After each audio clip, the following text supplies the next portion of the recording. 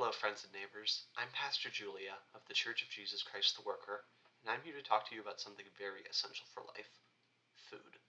One may not live on bread alone, but without bread, whole nations will fail. And what was the last thing Jesus did with his apostles before he was carried off to die? He shared a meal with them, and during that meal, he instructed them to build his kingdom. And a major part of building the kingdom is feeding the hungry. Now let me start with the good news. We have plenty of food. There is more than enough to go around. For the first time in history, modern agriculture and preservation lets us have a surplus of food for the entire planet. So if that's the case, why is there so much hunger, you might be wondering? Well, that's the bad news.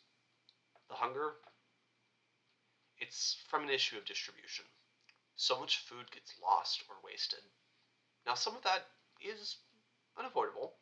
It's a fact of life that there are no perfect systems, but that doesn't account for most of it. No.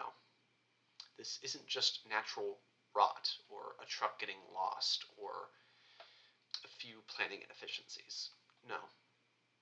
This is a deliberate issue of waste. In U.S. grocery stores every year, over 40 billion pounds of food are wasted. That's food that could be eaten by people. Food that's either one day too old, or has superficial damage to its packaging, or just doesn't meet aesthetic standards. It all just goes to waste. And sometimes the poor are allowed to eat it, but too often it's just dumped, because letting people access it for free would cut into corporate profits. Same things happens out in the great fields of this country. And yes, I have no disrespect for farmers. I think farmers are wonderful people. Without them, the whole system falls apart, in a bad way. But that doesn't change the fact that the rich who control the farms and who truly run the system, they allow so much to be wasted, and the government is complicit and involved in this. They still pay farmers to either destroy crops or to not grow enough for the issue of price stabilization. Think about that.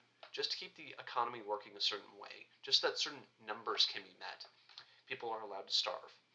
And that's not a new problem. Steinbeck wrote about this in The Grapes of Wrath during the Great Depression, a time when so many were starving, one of the worst economic crises in all of history. But the government's concern was not in feeding the people. He refers to it as a crime beyond denunciation, and I agree with that. Because yes, this tremendous waste, it is costing human lives. It's also having a terrible effect on the environment. The greenhouse gases emitted, the farming waste, the pollution, everything. It's not good for our home. Now, all of those are what I would call, I guess you would almost call it the incidental effects of food loss. While it is rampantly cruel, cruelty isn't the point. But there is a case of food loss where cruelty is the point, and that's in the weaponization of food. Right now in Palestine, thousands of people are starving, and it's not because of some famine or because a storm destroyed their food supply or something like that, or they had a bad harvest. No. This is because the government of Israel, in their genocidal attempt to flatten Gaza, has cut off food to them. A few miles away from starving children are ships and trucks that want to help, sent by people from all over the world because they actually care about their neighbors, but they're not being allowed in. That is the reality of this situation. That is the reality of genocide. That is the reality of this wide-scale food waste. Now, if you ate today, that's wonderful. I don't want you to feel guilty about that. It's not your fault that this awful situation is in place. You didn't build this system.